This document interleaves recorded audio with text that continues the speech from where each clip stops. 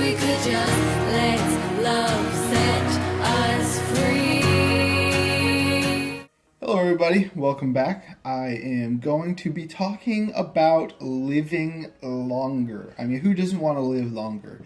And not only living longer, but more than likely living longer and living healthier, which is a nice little added bonus.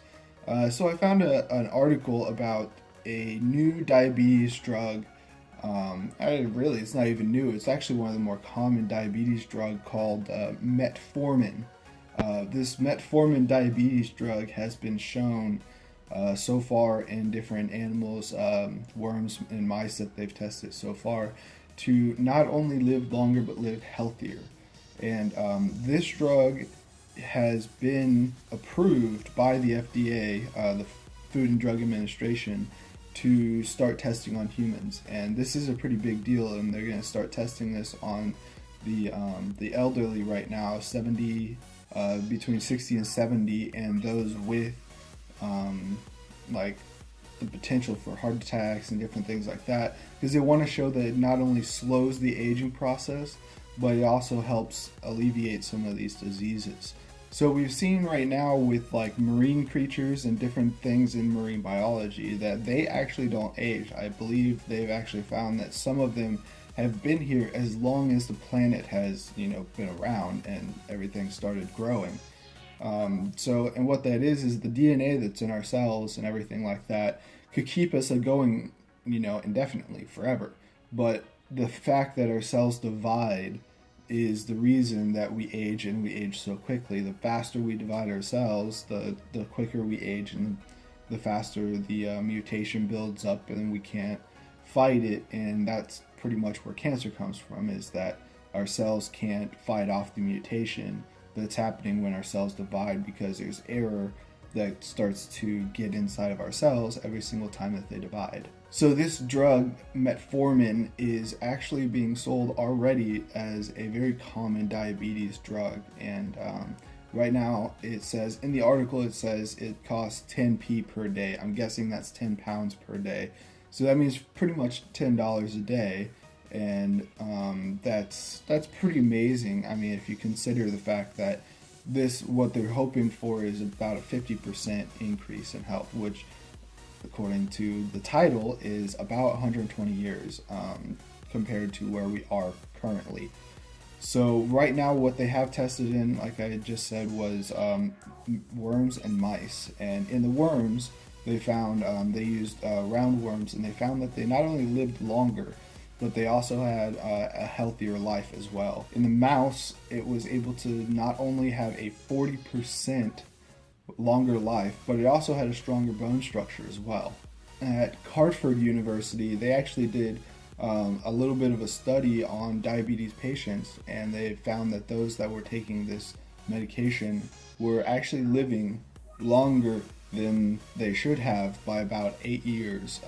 And that's pretty amazing when you're just considering you're just taking this drug, and it's making you live longer than what the doctors are thinking. And I think this is what they're thinking is the correlation between that, is that it's this specific drug that's doing that. Currently we're living to about 82.8 years for women and 78.8 years for men.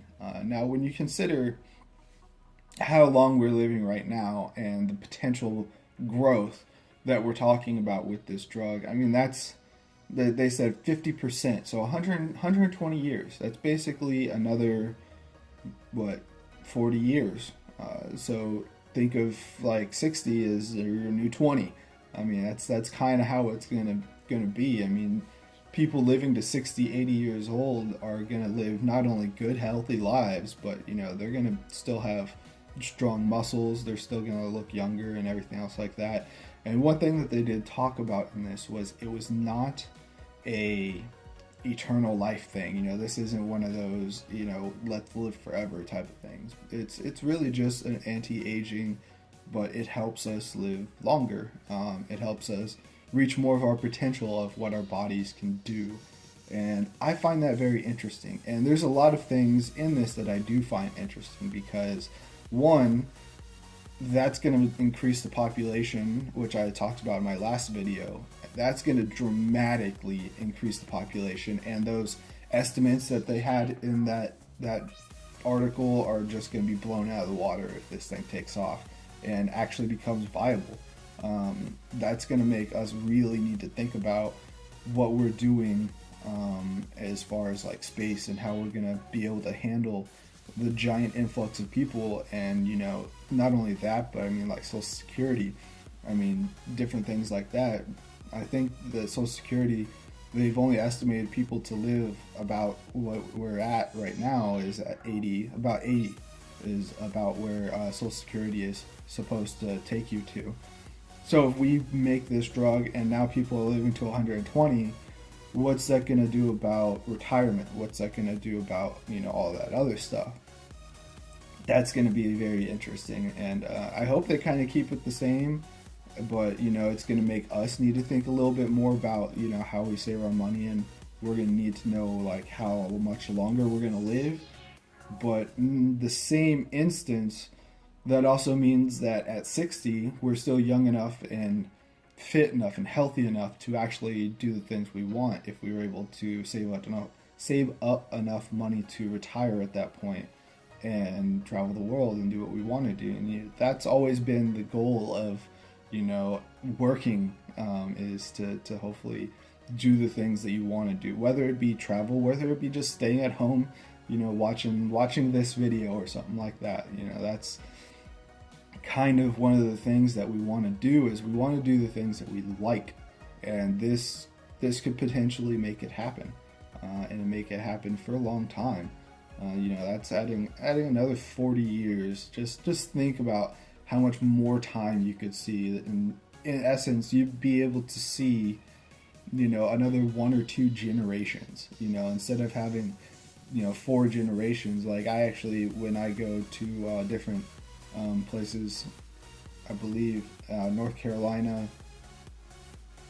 actually here too, because I have my great-grandfather, my father, me, and my son, and I can do that here too with my mom and her side of the family. That's 4 generations right there.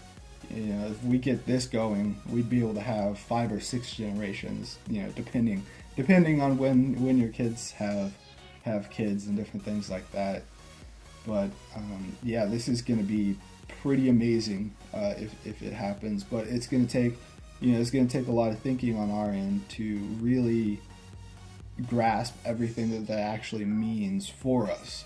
We're living longer and we're living healthier too. And one of the big things in this article is that they believe that this is going to help not cure cancer or dementia or Alzheimer's or anything like that, but it slows it down. It makes it so that they live longer, healthier lives.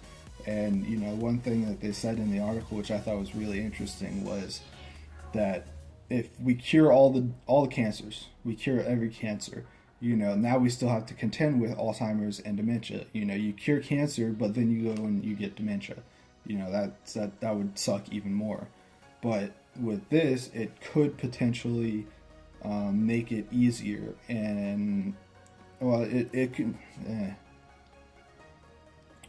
With this, it could make it so that those diseases might not happen till a longer period of time, and in that instance, it would make it so that we would be able to hopefully be able to find a cure for these diseases faster, because certain people.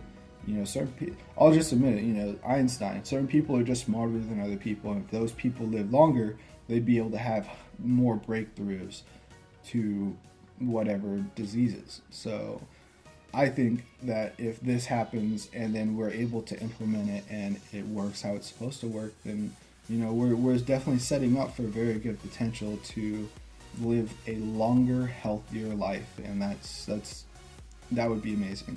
It's hard to go through cancer and dementia and Alzheimer's and all of these different diseases, and it would be nice, and it would bring, I think, a lot more people joy, and we need that. We need that. So that is my article for today. I will see you again tomorrow, and it will be something just as fun. Till next time, I'll see you later. Bye-bye. Will someone please?